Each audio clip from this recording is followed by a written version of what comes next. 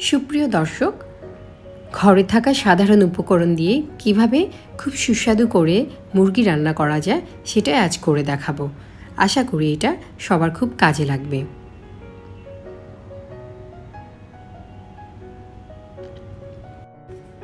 আমি চামড়া সহ 1 কেজি ওজনের মুরগি নিয়েছি। আপনারা চাইলে চামড়াটা বাদ দিতে পারেন। এবার 4 টেবিল চামচ তেল দিয়ে আমি 2টা তেজপাতা, 6টা এলাচ, 10-12টা গোলমরিচ এবং 7-8টা লবঙ্গ দিয়ে হালকা ভেজে নিচ্ছি। চুলার আঁচটা অনেক কম আছে। এই অবস্থাতে সামান্য ভেজে নিলে মশলার সুঘ্রাণ আসে। 5-6টা পেঁয়াজ কুচি আমি দিয়ে দিলাম। ভালো করে নেড়েচেড়ে ভেজে নিচ্ছি। আমি খুব বেশি বাদামি করব না, হালকা বাদামি হলেই একে একে মশলা আমি দিয়ে দেব। এবার আমি 1 চা চামচ হলুদ গুঁড়া দিয়ে মাংসগুলো দিয়ে দিচ্ছি এবং একটু নেড়েচেড়ে ভেজে নিচ্ছি। এতে করে হলুদের যে একটা চমৎকার একটা রং, সেটা মাংসের সঙ্গে খুব ভালোভাবে মিশে যাবে এবং মাংসটা একটু ভাজা ভাজা হবে। ঢাকনা দিয়ে ঢেকে আমি নেড়েচেড়ে একটু ভেজে নিব।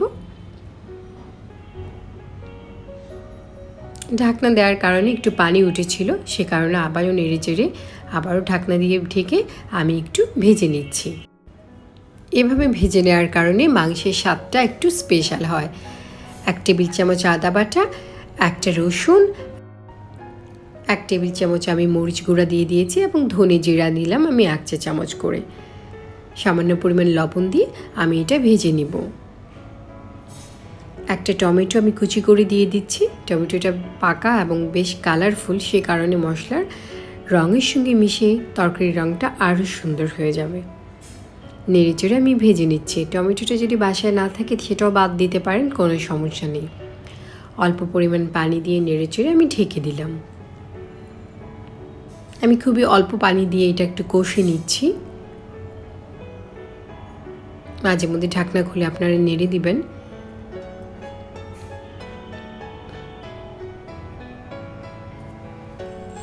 আমি এখানে রোস্টের মুরগিগুলো ব্যবহার করছি। যদি আপনারা চান এটা ব্রয়লারের মুরগি দিয়েও করতে পারেন, টেস্ট একই রকম আসবে। এবার আমি পানি দিয়ে দিচ্ছি। এতে করে মাংসটা সেদ্ধও হয়ে যাবে আর বাকিটুকু ঝোল হিসেবে থাকবে। আপনারা ঝোলটা কম বেশি চাইলে সেটা পরিমাণ বুঝে পানি দিতে পারেন। লবণ দিয়ে নিলাম। ঢাকনা দিয়ে ঢেকে আমি রান্না করব এবং মাঝে মধ্যে 2-1 বার হালকা করে নেড়ে দিব। কিছুক্ষণের মধ্যে মুরগিটা সেদ্ধ হয়ে যাবে। মুরগিটা অনেকটা হয়ে গেছে।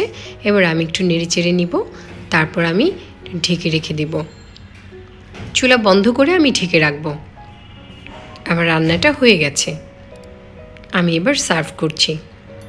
ভিডিওটি ভালো লাগলে, আপনাদের উপকারে আসলে সাবস্ক্রাইব করবেন প্লিজ। লাইক, শেয়ার এবং কমেন্ট করে আপনাদের মতামত জানাবেন। খাবেন যখন ভালোটাই খান। লিয়াস রেসিপির সাথেই থাকুন। রান্না হোক আয়ের মাধ্যম।